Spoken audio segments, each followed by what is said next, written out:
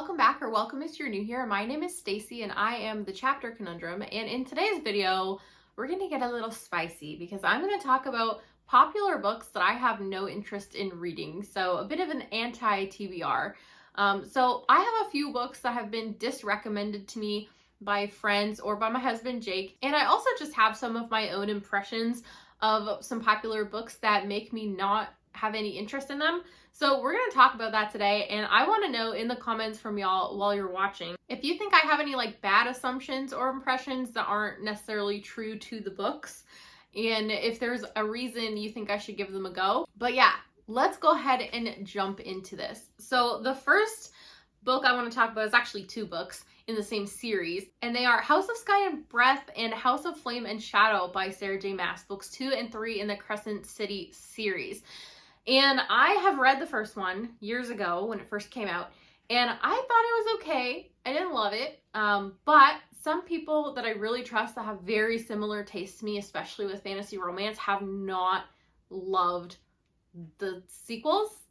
And that has me really hesitating, coupled with the fact that I didn't really love Court of Silver Flames because I thought she really took a step away from the plot and the world building aspects of her writing in that one. It was very character focused and romance focused, and that's not necessarily what I loved about Sarah J. Maas. I loved that she had a good balance of world building, plot, romance, and character. My friends have said the payoff in this series is just not there, and I also wasn't loving it to start with the first entry.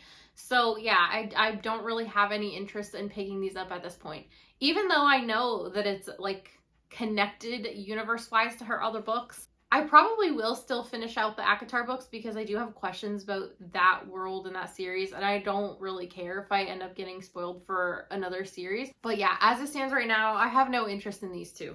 Next up, we're going to talk about Piranesi by Susanna Clarke, and this is one of my husband Jake's favorites, which is why we own it. But this one is something that gives you no context up front, and you're sort of piecing together what's happening. And those kind of stories are very frustrating for me at times. I definitely don't like when things are left open to interpretation in the end of a book as well. And I have heard that this does that. Also, this was in my first lines impressions video, where Jake read the first line, and essentially the first and second line repeat themselves and still don't give you any more information. So if that doesn't tell you the vibe, then I don't know what will. But yeah, I have no interest in this at all. I like when my stories are more tangible, or I'll get distracted trying to figure out what's going on and miss all the relevant detail that I could be using to make theories about things. And those kind of reads are just frustrating for me more often than not. So yeah, not interested in this one. Next up, we got to talk about The Starless Sea by Erin Morgenstern. So if you know me, you know that I don't visualize while I read, so long chunks of description in a book will have me zoning out. And The Night Circus was one of the most egregious examples of this that I can think of. It was so descriptive. The point of that book was really giving you an immersive experience with this magical circus, and I did not like it. I had the worst time. I was like, oh my goodness, thank goodness this is over.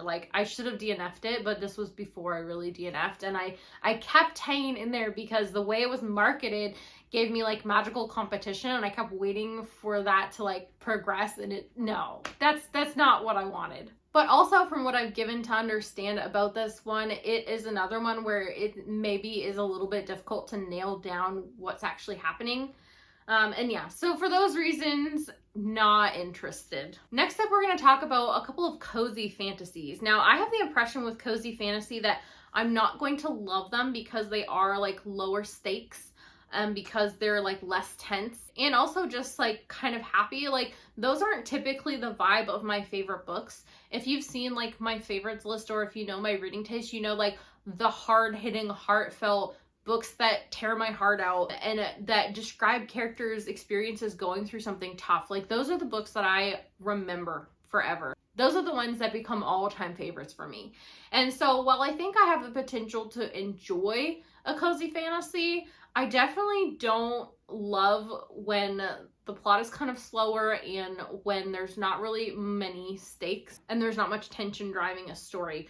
So I have the impression that I'm not going to absolutely love cozies, and I have no real desire to pick them up. And for those reasons, I'm not that interested in Legends and Lattes by Travis Baldree.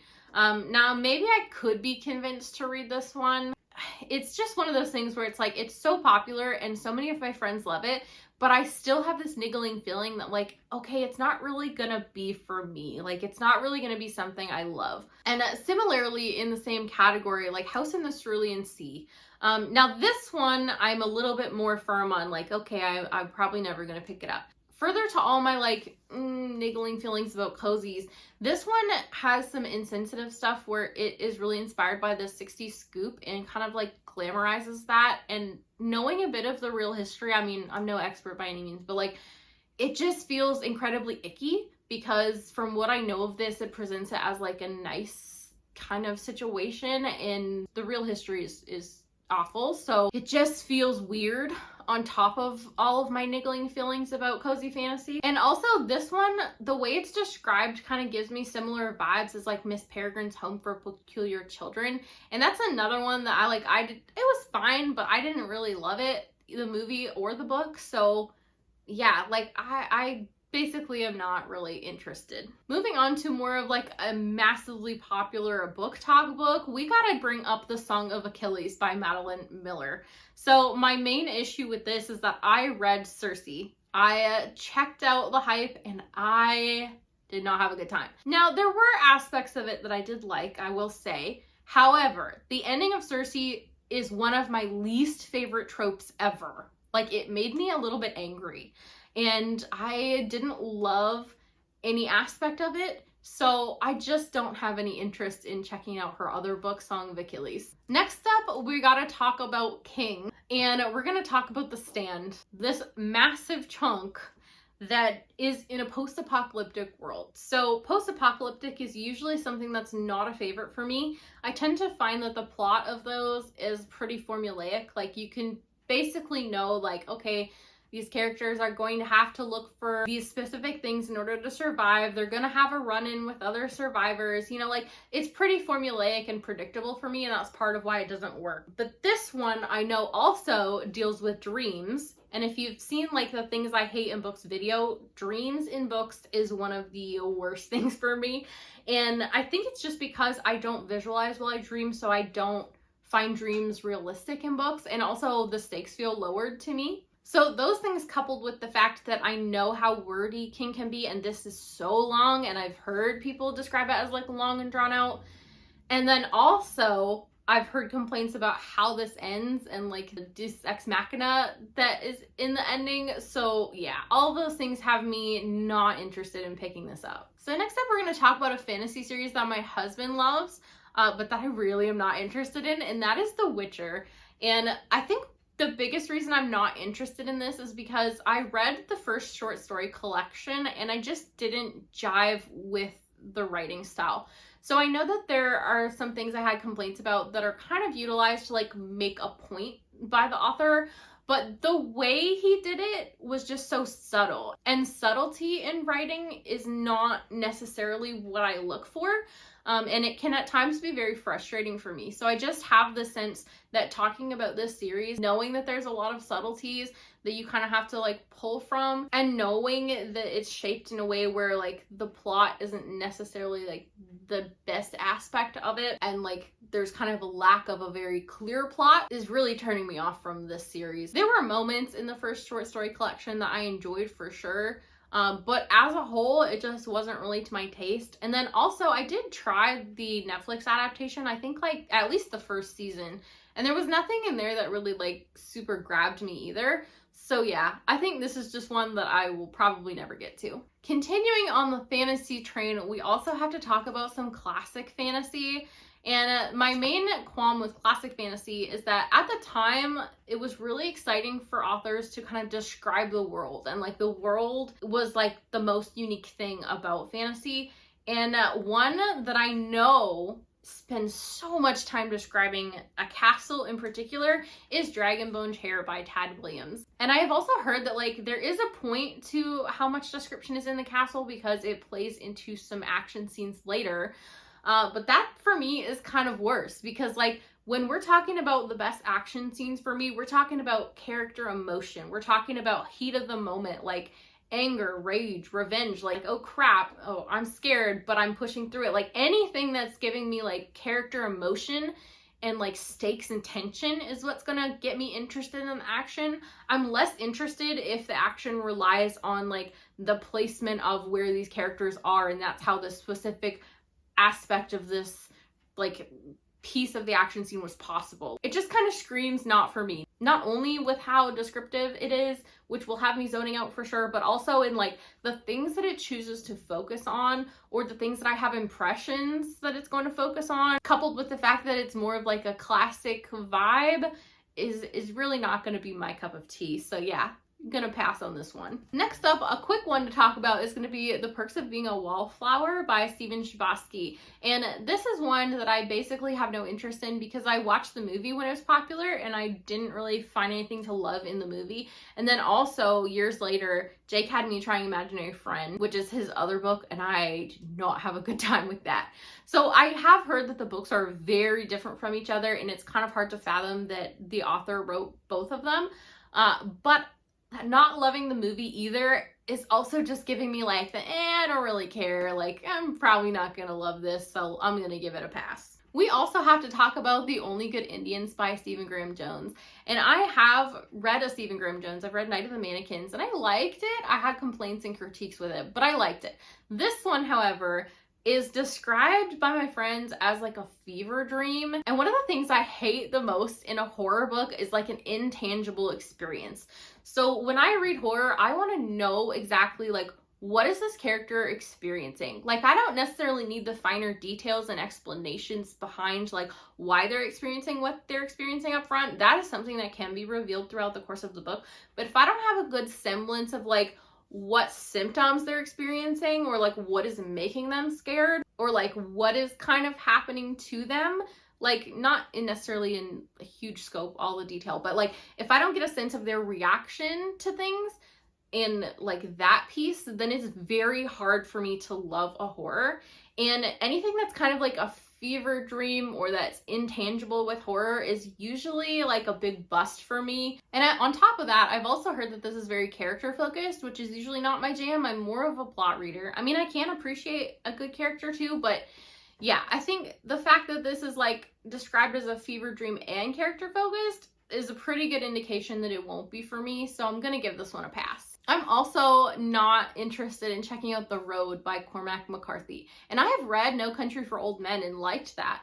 But this one I know like is less interesting of a plot. I think it deals a lot with characters walking around and their dialogue together. And I have read books where primarily the character is walking around with dialogue. I'm thinking like Vivenna from Warbreaker, and I did not enjoy that POV. I've also heard that the dialogue specifically in The Road is less well done than in his other books. And so yeah, for those reasons, I just don't think that this is going to be a favorite for me, and I'm not that interested in picking it up. Also, another one I'm not that interested in is, and this is How You Lose the Time War. And this is one that a lot of people really like trying, but from the way that everyone seems to describe it, it's just screaming like not a Stacey book. So people say like it's hard to kind of deduce what's happening. It's not very straightforward. That the book kind of feels all over the place.